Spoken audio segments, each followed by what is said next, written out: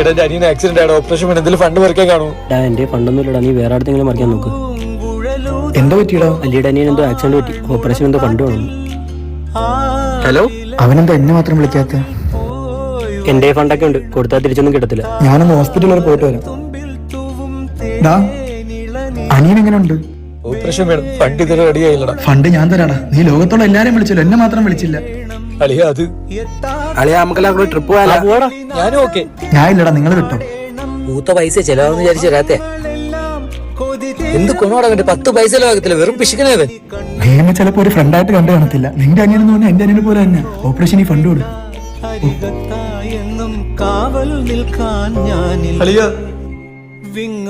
ഈ ഉപകാരം ഞാൻ ഒരിക്കലും മറക്കത്തില്ല. മറക്കല്ല്, മാസാമാസം ഓർക്കണം. എന്തിനീ? പലിശക്ക് എന്നല്ലേ ഇത്? ഈടായിട്ട് നിന്റെ ബൈക്ക് എടുത്തോണ്ട് പൈസ വരുമ്പോ ബൈക്ക് വരും.